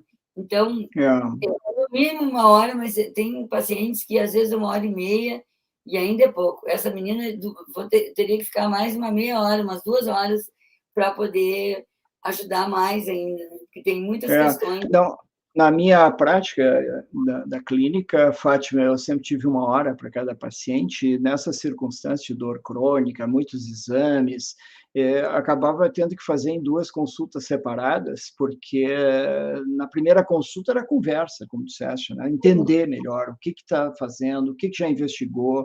Eu nunca era o primeiro médico, eu era o 12º, 15º, e aí quando eu dizia para o paciente, agora nós vamos lhe examinar, por favor, o senhor examina, doutor? Então, ninguém tinha examinado o paciente. E, bom, se eu tinha tempo na primeira consulta, eu examinava, se não, eu pedia algum exame, alguma coisa, e na reconsulta eu fazia o exame físico, porque às vezes era impossível, né? E tens toda a razão, se a gente não fizer isso com vagar e com cuidado, a gente deixa passar coisas muito importantes, né? Agora, deixa eu colocar aqui na tela a pergunta do Leonardo, que diz o seguinte: a termografia auxilia na síndrome dolorosa miofascial porque mostra os pontos. Essa semana descobri que estou com a síndrome dolorosa miofascial. Eu vou ouvir a Fátima primeiro e depois eu vou falar sobre isso. O que achas, Fátima? Não, eu acho que a termografia, eu tenho termografia também. Eu acho que a termografia ajuda muito, mas quando tu é experiente, tá? Eu tenho assim, a termografia, eu tenho ultrassonografia para fazer a ultrassom da fáscia, e eu vou te dizer que eu não uso quase nada. Raramente, porque não dá nem tempo. Por quê? Porque eu tenho muita experiência. Então, essa experiência já me mostra, eu já olho assim, é isso, eu já toco ali o paciente, já sente. Eu não precisaria da termografia para descobrir se o paciente tem ou não síndrome dolorosa miofascial, porque eu acho que não é um exame, como o Valmir falou, né? Acho que a termografia pode te ajudar, mas imagina assim, por exemplo, eu vou falar um pouco sobre a termografia e o aterramento.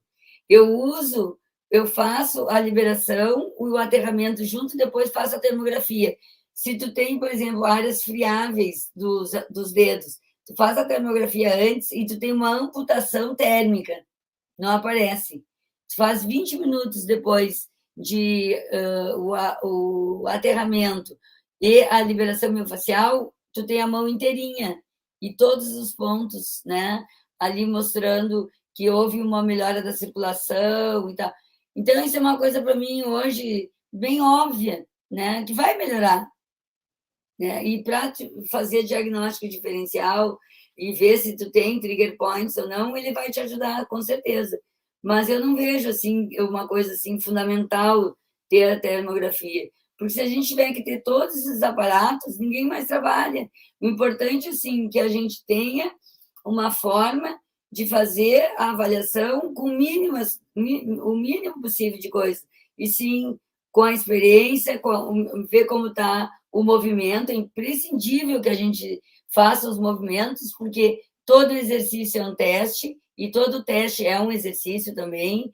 Então, a gente precisa ver a pessoa se movimentar para ver como ela se movimenta, e nada estático, né? E a termografia pode ser um bom aliado. Agora, vamos ouvir o que o Dr. Carlos Brumiller tem para dizer sobre isso. Não, antes de mais nada, dizer que a termografia é um teste que gostaria de ver pontos de inflamação, pontos quentes, vamos dizer assim, e aí fica uma cor vermelhada na topografia da pessoa, né? O problema, e por isso eu acredito ela não se impôs, além dos motivos que a Fátima nos apresentou e que eu concordo, é que não há assim uma especificidade de achados. E se colocares uma pessoa normal numa termografia, também vai aparecer alterações, e a pessoa nunca teve dor na vida.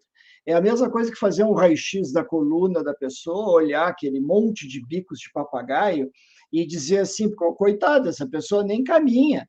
né? Deve ter uns 80 anos e está lotado de artrose nessa coluna, e a gente vai conversar com a pessoa diz, não, nunca tive dor na coluna. O meu problema não é na coluna, eu vim aqui pelo ombro ou qualquer outra coisa. Então, essas situações têm que ser muito cuidadas de nunca tratar o exame, né, Fátima? E eu vejo muitos colegas com fisiatras, inclusive, que têm a termografia e que ficam tratando e repetindo o exame para ver se o exame melhorou. E, na verdade, não é isso que nós queremos que o paciente esteja bem. E, por último, como a Fátima bem falou, nós temos as nossas mãos e o exame físico treinados para saber a anatomia, onde está doendo, onde está o problema, que é muito melhor que qualquer equipamento, né? E a experiência nesse sentido é fundamental. Então, para alguma pessoa, talvez que esteja iniciando, pode ajudar, para algum paciente que esteja na dúvida se realmente o que está me doendo aqui é superficial ou profundo, quem sabe um exame desse mostrando preto no branco, no caso colorido, né, Fátima? Vermelho, azul. O exame é maravilhoso, se a gente for olhar, ele é muito bonito, né? É uma obra de arte, é quase que nem a minha camisa, assim, só falta o vermelho. Mas, infelizmente, eu não vejo que, na prática, ele possa conduzir a alguma situação específica, e não é por ele que a gente faz o exame, Leonardo. Inclusive, em fibromialgia, o exame vai estar alterado e não vai diferenciar entre uma forma e outra, e hoje nós estamos falando especificamente dessa situação de miofascial. A Rita diz o seguinte, ela tem Ehlers-Danlos, que é aquela síndrome de hipermobilidade. Sinto dores no corpo inteiro.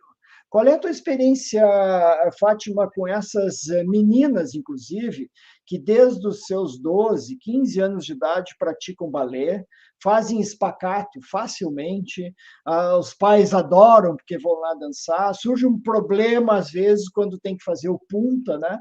Porque as estruturas musculares e tendíneas são tão elásticas, são tão hipermóveis, que permite esses alongamentos e essas posturas, mas não segura o pé no lugar, por exemplo. E é comum em torces de repetição, e eu imagino várias contraturas e dores no corpo. O que terias para dizer para a Rita, a Fátima? Tá. Rita, todo mundo precisa ter mobilidade e precisa ter estabilidade, precisa ter força, né? Isso seria o mundo ideal.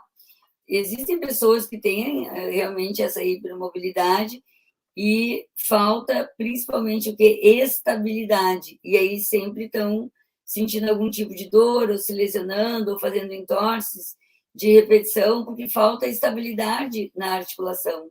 Né? Então, eu vejo muita gente assim, ó, eu já vi gente botando a perna quase aqui em cima, que está fazendo, estou alongando, mas está alongando o quê? Né? Porque o músculo já alongou tudo que tinha que alongar e está lá a articulação em sofrimento. Então, para que tenha um melhor controle dessa articulação, eu preciso fazer com que essas articulações tenham estabilidade. Então, eu tenho que criar ativações neuromusculares que possa controlar essa articulação, porque o exagero, né, vai aumentar muito esse ritmo dos tecidos e vai fazer com que essas cartilagens, a articulação em si, os tendões, eles criam uma amplitude exagerada, né? E aí falta o quê? Força para manter essa articulação. Tanto que quando a gente tem muitos problemas de entorse, é porque os músculos não têm força suficiente para travar, né, essa articulação quando ela é solicitada. Então, a minha conduta, assim, quando eu pego essas pessoas que têm essa hipermobilidade, é trabalhar estabilidade, é dar força para a musculatura, para a sustentação. Porque tu não precisa fazer mobilidade, tu já tem. Não precisa fazer esfacato para aumentar não tem sentido. O que tu precisa é aumentar a força e a estabilidade do músculo, e da articulação e do sistema, né? Fátima, esse é um paciente, um cliente teu, que, na verdade, é daqueles homens elásticos de circo. O que tu diz para eles? Porque esse pessoal com Ehlers-Danlos, com essa hipermobilidade, são os artistas de circo, né? Esses que botam o pé em qualquer lugar e tal. Essas pessoas, na verdade, pela minha experiência, acabam fazendo artrose no futuro, porque elas passam dos limites anatômicos das articulações facilmente, né? E tem esse preço também, como a Fátima bem falou, de gerar algumas dores específicas. Mas eu estou mexendo com a Fátima. Eu nunca atendi nenhum homem de circo, Fátima. Já Não, eu atendeste alguma vez? desculpa, eu também não. Mas eu É. agora, interessante, eu estou com uma paciente de 70 anos e ela faz ginástica artística competitiva. E aí ela me disse, eu avaliei ela na semana passada, ela é aqui do Grêmio Náutico União, e ela compete, ela é bem competitiva.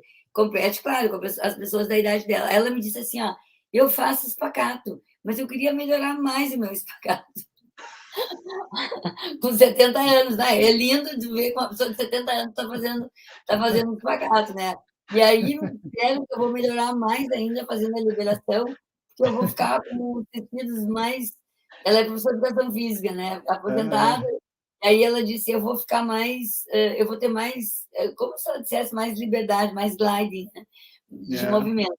Aí eu disse: não, tu tem dor? Não, eu tenho bastante dores. Realmente ela tinha dores e tinha algumas áreas rígidas. Mas o interessante é isso, que o que ela queria era aumentar mais ainda o espacate dela, além de melhorar as dores. Mas tu vê que não é só jovens, mas pessoas também têm essa vontade, né, sempre de ter um super mega alongamento, porque tudo parece que se resolve com alongamento. Ah, não, alonga. E não, as coisas não são assim. Tem gente que precisa muito mais de estabilidade, por isso tem que avaliar, né? Outros têm um bom nível de mobilidade e a gente tem que estar ali avaliando para ver se é isso que ela precisa naquele momento. Mas é fundamental que a gente tenha maleabilidade entre os tecidos, né? Ou seja, essa mobilidade, força e controle motor, né? Estabilidade, para que a gente possa gerar um corpo em equilíbrio. Fátima, vamos adiante. Nós temos agora dores nos glúteos, nos bumbuns, muito frequente no consultório. E não é só pelo pessoal ficar sentado. Algumas pessoas sofrem alguma queda, esses músculos aí são antigravidade, que nós estamos vendo à esquerda, e nós temos uma estrutura em amarelo ali que pode ficar apertada nesses músculos aí. Do que nós estamos falando agora, Fátima? A gente tá. Bom, se ficar apertado esse amarelinho aí, que é o ciático, é o ciático aí, né? A saída Isso, e esse ali é o isso, piriforme. Então, a gente isso. pode ter essa síndrome do piriforme, que também a gente pode pensar que é também uma ciatalgia, né? Mas aí tem que ver se é uma ciatalgia verdadeira ou não. Mas a grande maioria das vezes dos pacientes que têm síndrome do piriforme, ela não é só no piriforme, ela tem uma desorganização da região do sacro, né? Então, a gente tem uma dor normalmente nessa região bem sacroiliaca, que se a gente olhar o X ali, ó, tá bem na região inferior, né, média ali do sacro, que é naquela articulação sacroiliaca, onde deveria ter um grau de liberdade ali de 6 graus, mais ou menos, só que não acontece, porque tem uma tensão tão grande gerada por esse rotador aí, que é o piriforme, e faz com que comprima também a área, essa região ali do ciático. E aí faz todo esse processo de dor no glúteo, que pode descer para a região mais abaixo ali da coxa. E não só em ficar sentado, ou como as pessoas diziam antigamente, porque está com a carteira no bolso, aí sentou, comprimiu, pode desencadear um problema, com certeza, mas eu vejo muito mais por uma questão dinâmica de tu ter uma alteração sacroilíaca, onde as cristas ilíacas, né, vão ter mais tensão gerando sobre essa região ali, sacroilíaca, piriforme, glúteo, e causando toda essa pseudociática ali, né, que parece ser uma dor que a gente chama de raiz de nervo, mas na realidade o piriforme é que está fazendo, que está comprimindo, que está tensionando essa saída ali do nervo. E é claro que a gente tem maneiras de diferenciar entre uma circunstância e outra, fazendo manobras para a hérnia de disco, por exemplo, ou então palpando essa musculatura profunda, Daí né, tem alguns Fátima? testes, né? Que a gente faz, ver Como? se tem um tag positivo, faz uma manobra de Sim, Valsalva, aí tem alguns testes que a gente usa, mas isso. assim, quando o paciente já vem e tu vai palpar e a gente faz uma avaliação para ver como que está o nível das cristas ilíacas, olha principalmente numa região da tuberosidade esquiática, se tiver uma tensão maior nesses obturadores, né? E também um teste que a gente faz de rotação, né? Para ver como é que estão as rotações da região ali do coxo femoral, para ver se tem uma tensão maior ou menor em determinado ponto. E isso nos dá um diagnóstico na hora que a gente roda essa região do fêmur, a gente consegue sentir a tensão ali na região sacroiliaca, nessa saída aí do e muitas vezes não é purinho, como nós estamos vendo aqui, bem, a Fátima bem chamou a atenção. Às vezes nós temos o piriforme com esses pontos gatilho aqui dolorosos, daqui a pouco o glúteo médio e mínimo aqui, o próprio glúteo máximo, daqui a pouco tem esses obturadores aqui, interno e externo, o reto aqui, ou seja, nós temos uma quantidade de músculos no bumbum, né, que tem que ser muito bem avaliado isso. Não dá para ficar... Não, eu vou te dizer uma coisa, nunca é um músculo só, eles não andam separadamente, eles gostam de chamar os amigos para incomodar, né? Então, assim, eu nunca peguei assim, especificamente é esse músculo. A gente vai olhar, tem outros músculos que estão envolvidos também. Então, não dá para ficar pensando, assim, no pontual, né? Mas tem que olhar o geral para poder entender o que está acontecendo. Eu não sou daquelas pessoas que olha só para uma coisa. Eu vou olhar para o pé, vou olhar para o joelho, vou olhar para a região sacroiliaca, vou ver se tem alguma rotação que tenha na região das costelas, que pode estar influenciando o quadril, né? Se tem alguma rotação no pescoço, que pode estar influenciando sobre o eixo crânio-sacro, né? E isso vai alterar o sistema. Se tu tem uma alteração que seja ou descendente ou ascendente, então tudo pode acontecer. Não dá para tu ficar tratando só o local, sem olhar para o geral. Eu tive uma consulta por telemedicina semana passada, em que o paciente tinha feito todos os exames possíveis e imagináveis, procurou câncer, tinha umas circunstâncias assim exóticas, para dizer o mínimo, e uns 10 profissionais, e gente boa, até de várias especialidades, mas quando ele me mandou algum material de ressonância, tinha algumas tendinites dessa área aí já aparecendo, porque a síndrome miofascial permanecendo e essas dinâmicas aí, mecânicas inclusive, não só da articulação, mas desses músculos, começa a atritar, começa a fazer um jogo ali que não é o correto, anatômico, fisiológico, de tal forma que outros problemas começam a acontecer. E a partir daí, até por telemedicina, a gente tem uma noção de que o que não apareceu, ou porque os exames eram normais, justamente não é o que estava justificando o problema do rapaz, e sim essas circunstâncias que indiretamente se viu, como tendinites na área de glúteos profundos, por exemplo, e que justificava o tipo de dor que ele tinha. Não era uma dor lombar inflamatória, como se vê na espondilite anquilosante, que num homem de 40 anos a gente sempre pensa no diagnóstico diferencial. Fátima, vamos subir um pouquinho agora, vamos ir para a região lombar, e eu peguei aqui esse slide do quadrado lombar, porque é extremamente frequente na minha prática, esse músculo aqui antigravitacional, e que participa, inclusive, junto com oblíquos, abdominais, de rotações e tantos outros movimentos. Esses são músculos muito solicitados, muitas vezes estão coitados ali, mecanicamente impedidos de funcionar bem, e apresentam essas dores aí que, se a gente não souber examinar, a gente marcha. Eu, por exemplo, já tive paciente, Fátima, que foi a vários médicos por causa de dor abdominal aqui, tipo apêndice, né? E o pessoal se esqueceu de examinar lá atrás. Quando eu palpei esse X aqui, ponto gatilho, a paciente me disse, opa, está doendo o meu apêndice. Ou seja, não era nada no abdômen. Então, se a gente não sabe dessa anatomia, esses vermelhos aqui, essa irradiação toda, a gente marcha, né?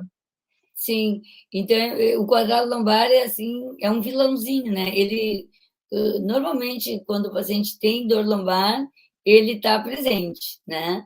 E ali está mostrando o 1 e o 2, né? O 1 seria fibras mais laterais, mais próximas lá das últimas costelas, né? e aquele ponto ali, nossa, esse ponto dói bastante.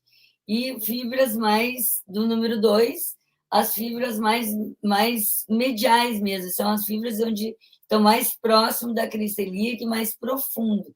Então, tem duas formas de palpar esses pontos aí. E um deles vai apresentar, né, então, uma dor mais pegando essa parte lateral e a parte ali do abdômen, e a outra mais lateral e um pouco da parte do glúteo. Então, assim, é como o doutor Carlos falou, né? Se a gente não colocar a mão lá para fazer a avaliação do onde está o ponto gatilho, vão ficar tratando o abdômen, o psoas, o transverso, os oblíquos, né? Ou vão achar que é algum órgão, aí vão fazer uma ecografia abdominal total para ver o que está acontecendo, sendo que tu poderia fazer uma boa avaliação ali e ver que está sendo proveniente das costas, né? E o quadrado lombar, o que ele dói? Ele é um músculo que faz o quê? A flexão lateral do corpo, né?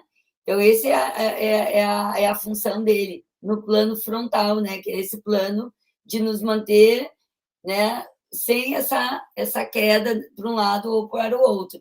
Então, quando a gente fecha esse quadrado lombar por uma posição ou antálgica, ou porque não tem uma boa sustentação nessa região do tronco, né, uma boa sustentação da pelve, a gente acaba fazendo com que esse quadrado lombar passe o dia todo contraído, o dia todo fazendo pressão em cima, ou sentado, por exemplo. As pessoas sentam e aí se escoram num lado, aí passa o dia todo com esse quadrado lombar também lá apertadinho, sem, né, e essas raízes que estão ali na saída dele ficam sendo comprimidas e não tem esse crescimento axial, né? Não consegue se manter numa posição mais vertical e aí acaba caindo, que pode também ser por falta de sustentação de músculos anteriores, né, com músculos principalmente que nos mantêm, né, de uma forma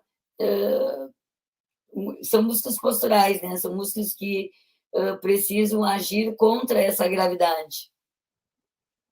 Nós temos um comentário da Valdemir, ela diz que sente dor no quadril do lado direito, às vezes sinto até enjoo, é muito ruim, não consigo sentar apoiada, é incrível, estou muito preocupada.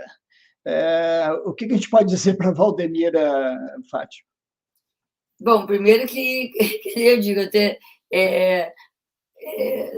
a gente sempre tem que olhar o que está acontecendo com ela, né? Mas ela está dizendo que tem uma dor no quadril. Como é que ela mais ela falou? Do lado direito, às vezes dá forte, porque ela chega a enjoar. E é muito ruim, não consegue sentar apoiada. Tá. O que pode estar acontecendo, se ela não está conseguindo apoiar aquele lado que dói, né? Pode ser proveniente do quadrado lombar também, né? Porque quando tu senta, isso que eu expliquei, ó, quando tu senta e tu não tem força suficiente para te manter no lado, tu vai acabar jogando o corpo para o lado contrário, né? E quando tu passa a sentar em cima de onde dói, aumenta a dor. Por quê? Porque isso aqui, ó, tu tá fugindo da dor, né? Porque tu tá abrindo aquele espaço ali para poder diminuir a dor. Tu tá abrindo o espaço do lado direito. Aí, normalmente, tu vai cair para onde? Para o lado esquerdo, né? Então, pode ser coluna lombar, pode ser pelve, região sacroiliaca, né? Não sei quantos anos tu tens, mas eu tenho experiência também em pacientes com endometriose ou problemas que pode ter algum problema visceral, pode ser tantas coisas, né? Pode ser essa região ali do sacro, tem muitas coisas que pode ser. A gente teria que saber mais detalhes para poder entender a tua dor. Então, pode ser também, não é o caso aqui que está mostrando justamente em verde o quadrado lombar, que é quase um retângulo, mais do que um quadrado, mas você mostra os pontos gatilho em X e mostra também a irradiação da dor. Mas se é só aqui na lateral, a gente pode imaginar também aquela síndrome de dor do trocânter maior, né? Que é essa área aqui se vê melhor desse lado, né? Que é o osso. Pode ser uma tendinopatia do glúteo médio, que é uma Isso, profundo. né? Uhum. Pode ter Tem até uma vários dor. motivos para ter dor aqui, né? Pode ter muitas coisas, né, que pode estar cometido. Então, é difícil, assim, tu dizer, bater o martelo e dizer isso. Tu tem que ter mais dados para poder tentar dar um diagnóstico só com... Mas que, com certeza, que tem alguma coisa ali, tem.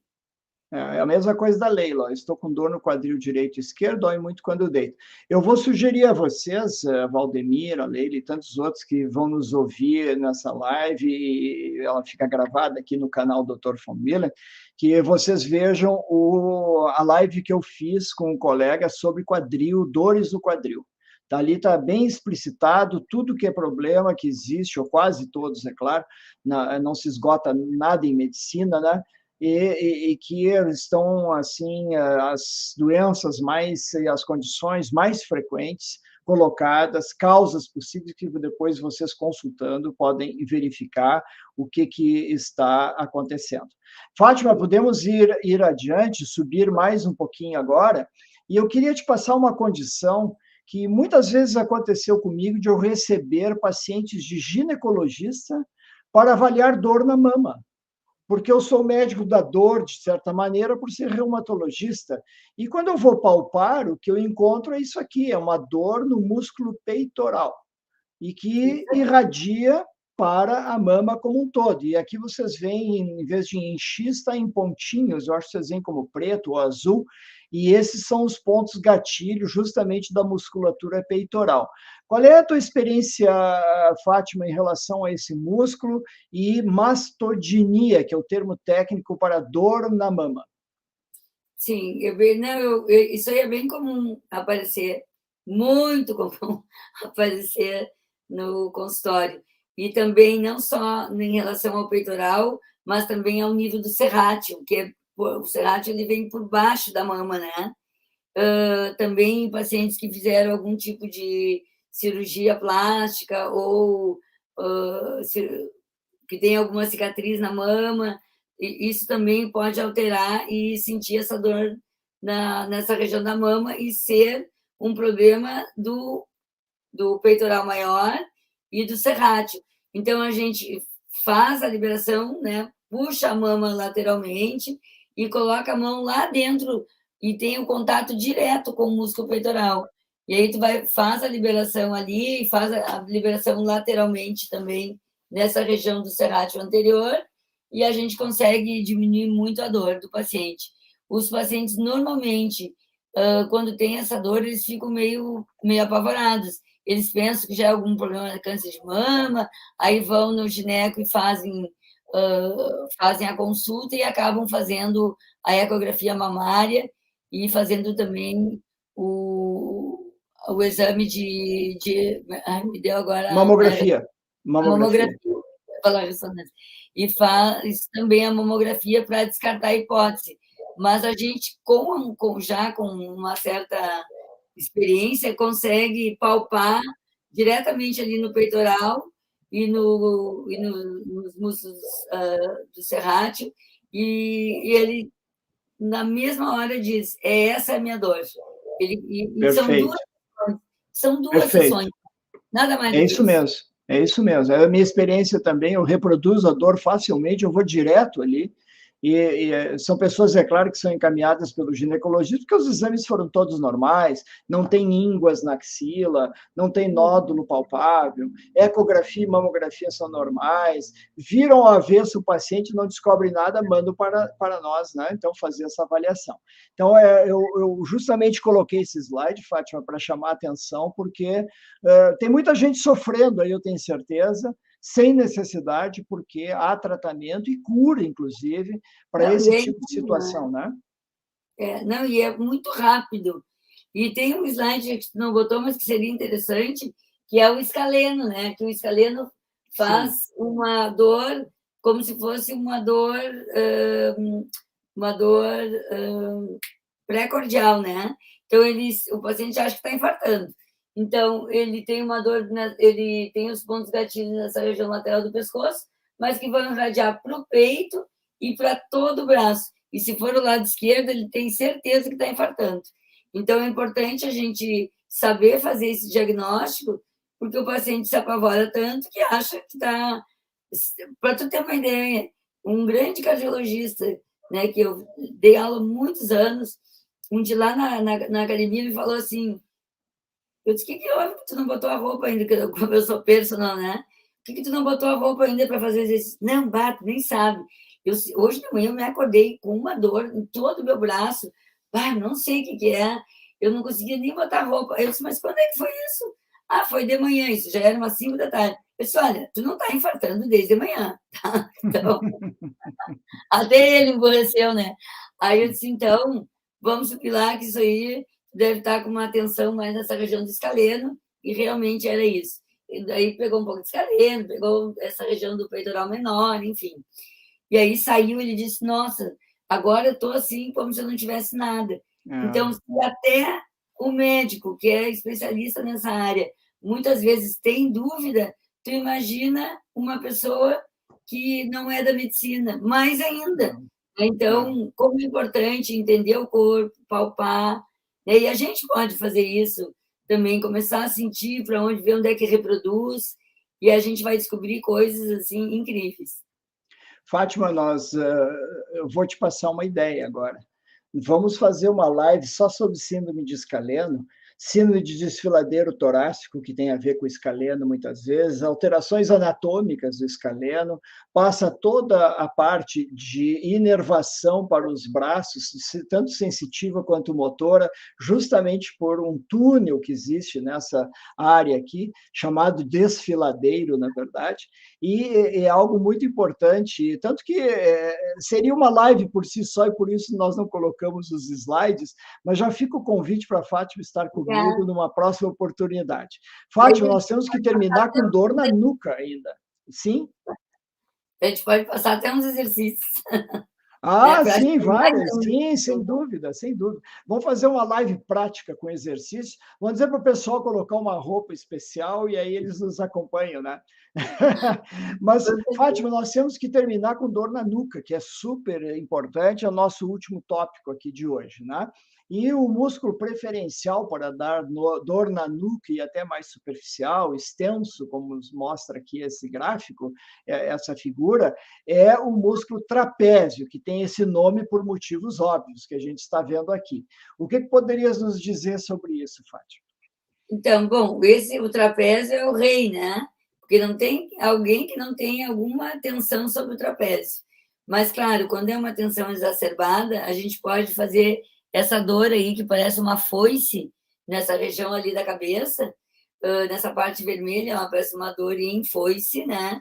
Trazendo regiões também, muitas vezes, próximas dos olhos, né? Uma dor profunda lá dentro dos olhos, nessa região dos temporais, ali, lateral. Então, o paciente tem dor também na região da nuca, ali, nessa região dos occipitais, né? E quando é que isso pode ocorrer? Por uma falta de, que a gente chama de cinesia do ombro, o paciente, ao invés de levantar o ombro, ele levanta, de levantar, né, o braço, ele levanta o ombro, e está sempre em tensão essa musculatura, né? Ele levanta, faz isso aqui, ele está sempre, como se a gente dissesse, em vigília, ele está sempre tenso, né? O estresse pode exacerbar tudo isso, mas a falta também de movimento, de cinesia, da escápula, faz com que ele possa também não ter força suficiente para segurar o trapézio, porque o trapézio tem como função a elevação do ombro. Então, esse ombro, como está muito lá em cima, não tem o trapézio inferior, a parte mais inferior do trapézio, deveria puxar ele de volta para baixo, e não tem essa força para manter. Então, ele está sempre aqui. Em situações de perigo, de medo, tudo isso faz com que aumente mais a tensão ainda nessa região.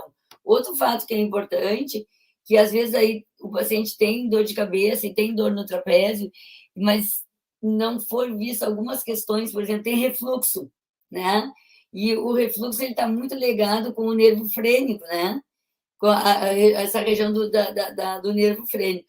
Então, esse paciente pode estar sentindo alguns problemas viscerais, né? E tendo essa repercussão na região do trapézio. Então, é importante ver como é que está a respiração dele, como está o diafragma, se o diafragma está tendo um bom controle, né, de inspiração e expiração. Então, tem que olhar muitas coisas para poder entender que não é só mecânico, né? Mas, com certeza, o trapézio vai estar tenso, mas se começa, libera, faz massagem e está sempre tenso, a gente tem que olhar também para o sistema visceral. Eu tenho pacientes que vêm de oftalmologista, justamente porque tem dor atrás do olho, dor retroorbitária, como a gente chama. Eu tenho paciente que vem de neurologista, que trabalha com a parte de cefaleia, não melhora nunca. É tensional, é uma cefaleia tensional, e aí dele remédios. E, na verdade, a gente vai palpar o trapézio aqui e outra musculatura associada, e vocês estão vendo aqui os X, né? Os pontos gatilho que a Fátima já nos explicou várias vezes, que são vários, aqui da parte mais anterior, parte posterior superior, mais inferior, ele termina na 12ª vértebra lombar, então envolve toda essa área aqui do tórax, muito importante, e as dores irradiadas, como vocês estão vendo aqui nesse último à direita. Qual é a tua experiência, Fátima? Qual é o X que é pior aí? O pior é o de cima, esse do trapézio superior, porque eu acho que tem muito a ver com ansiedade, né, com estresse, com hipervigilância, né, com falta de cinesia da escápula, com problema de dor no ombro, principalmente assim, pessoas que no dia a dia, principalmente, eu vou te dizer, com o homem moderno, porque o homem primitivo, ele braqueava na copa das árvores, né? Ele fazia os movimentos que aumentava muito a ativação da musculatura que segura a escápula. Então, hoje em dia, como não se criou mais essa força, e aí tem uma coisa muito ruim, que é um desserviço que muitos médicos fazem, que diz, não faça nada em overhead, né? Que é nada acima da cabeça. E aí se deixou de se fazer muitos exercícios que pudesse trazer, né, nesse plano. Não estou falando de fazer puxada por trás da musculação, não é isso. É exercícios que ativem essa musculatura, né, que segura a escápula e faz com que a escápula se mantenha, né, que esse ombro não tenha essa rotação interna e que ele consiga se manter numa posição mais anatômica. Essas rotações, né, faz com que a gente faça mais ativação no trapézio superior. Por isso, e tem muita gente, a gente vê poucas pessoas com uma postura, né, mais aberta, mas uma cadeia muito mais fechada aqui. Isso vai levar mais o pescoço para frente e vai fazer mais tensão nessa região do trapézio, na região posterior aqui, né, os flexores profundos e superficiais do pescoço vão estar mais em sofrimento, né? E aqui, para segurar a cabeça, em excêntrico, principalmente com telefone, uso de computador, falta de exercício, enfim, postura, tem televisão no quarto e o travesseiro forçando a cabeça, né? Ou óculos de grau, que a pessoa fica lendo e fica assim horas a fio para poder enxergar, porque o óculos é bifocal. Eu tenho visto seguido esse tipo de circunstância, além de tudo que a Fátima falou, e se a gente não se dá conta dessas funções diárias das pessoas e orienta corretamente, não há como melhorar, porque a causa continua ali. Agora, eu devo te confessar, Fátima, hoje eu estou te confessando várias coisas aqui. Eu não consigo tirar a televisão do quarto do casal, sabe? É muito complicado, eu não sei como é que tu fazes. Não, eu não vejo, eu quase não vejo televisão, tá? E aí eu tenho televisão eu tenho no quarto, mas não uso. Já um determinado que me dá um sono, é que nem ler na cama. Me dá um sono, então eu prefiro ver sentada. Se eu tiver que ver televisão, TV mesmo eu quase não vejo. Eu tenho visto mais quando vejo algum filme, alguma coisa assim. Então, e a minha vida, o meu trabalho é completamente em pé. Eu nunca sento, né? Então, já tenho uma vantagem, vou viver mais do que, do que normalmente, né? Porque já sabe que vive mais quem está em pé do que quem está sentado, né? Quantos passos dás por dia, Fátima? Isso aí é bem importante. Ontem, como foi domingo, eu dei 14 mil passos, mas normalmente eu faço tudo para dar 10 mil. Né? Até eu uso o reloginho, não estou de relógio agora porque eu já tirei, mas eu uso o reloginho para monitorar. Como é que eu percebi que eu estava dando poucos passos?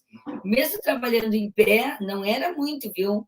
Eu não chegava a 5 mil durante o dia, começava a trabalhar às 7 da manhã, parava de trabalhar às 7 da noite, mas era tudo uns passos dentro do local. E aí, meu Deus, eu achando assim que eu estava andando 20 mil passos durante o dia. Quando eu comecei a usar o relógio, ele assim, ó, me deu um tapa de luvas na minha cara para me mostrar que eu não caminhava como eu pensava, né? Então, o que eu faço hoje? Eu já sei que a minha média por dia vai ser 4 mil e pouco, e se eu não fizer nada, vai ser aquilo ali.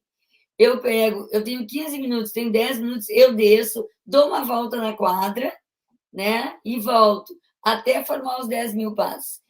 Tudo que eu puder fazer, às vezes não dá, né? Se está chovendo, daquele dia fica mais difícil.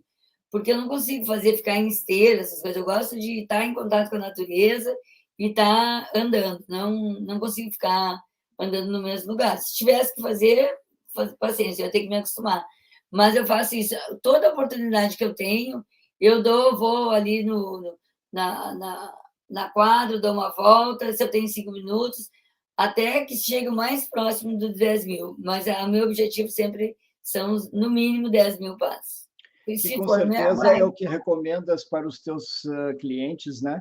Sim. E eu também estou aqui com o meu reloginho de marcar 10 mil passos por dia, pelo menos. Já tem gente dizendo aqui nos Estados Unidos que 6 mil estaria mais que bom, Fátima. Mas eu acho que nós somos feitos para nos mobilizarmos. Quanto mais nós nos movimentarmos, melhor, né? Fátima Brum, excelente lhe ter aqui hoje na nossa live. Aprendemos uma barbaridade, como se diz no sul do país. E foi um grande prazer te conhecer pessoalmente. Eu queria agradecer a Rosane Levenfuss, psicóloga, que eu já entrevistei aqui também, que te recomendou, e que está nos ouvindo, e que, inclusive, nos coloca aqui uma observação: terminar a live sem dor na nuca. Espero que é o que nós chegamos mesmo, né? Chegamos ao final, então, Fátima, e fica o microfone à disposição para a sua despedida. Obrigada, foi um prazer enorme poder falar contigo e também uma honra, né? Já que tu foste, para mim, uma referência, né? E eu sempre fui eu fiz a especialização em ortopedia, mas eu sempre fui encantada com a reumatologia, né? Porque eu sempre disse, são os clínicos, né, das articulações, dos tecidos moles, são as pessoas que vão te olhar não só para o osso, né, pensando assim, mas num contexto geral, porque é isso, o reumato é um clínico, e as pessoas, infelizmente, poucas pessoas hoje ainda pensam que o reumatologista é só para dor, né, para reumatismo. Eu digo, não, peraí, eles são os clínicos das articulações, dos tendões, né, eles vão olhar esse todo. Então, para mim também é um prazer né, fazer uma live com um reumatologista. Reumatologista virou até YouTube agora. Os pacientes me perguntam, mas o que o reumatologista faz? Eu disse, olha, tudo que doer aí na coluna, nos músculos, juntas, etc., é conosco. Só que a gente não opera. Ah, bom, então é tudo de bom, é isso mesmo que eu quero. Muito bem, Fátima, uma boa noite, bons sonhos, desculpe ter tomado tanto tempo da família, foi excelente os esclarecimentos que pudesse nos fornecer. Agradeço muito a todos vocês que nos assistiram até agora mais tarde, participaram, inclusive com observações e perguntas, alguns profissionais estavam conosco aqui. Peço a Fátima que aguarde só um momentinho em off aí para darmos o nosso adeuzinho depois final, e eu realmente fico tocado com a participação de todos aqui no canal. Chegamos a 224 mil assinantes já, Fátima, então nós estamos muito satisfeitos que o canal está tendo uma repercussão, que é o que eu justamente sempre quis em relação a disseminar essas informações de maneira fácil, tranquila, acessível para o povo leigo brasileiro em geral. Uma boa noite a todos, tenham uma ótima semana, Eu aqui vou terminar o meu feriado de Dia do Trabalho nos Estados Unidos, vou jantar agora tranquilamente e curtir o verão aqui, que ainda nós estamos com muito calor. Muito obrigado a todos, boa noite, durmam bem.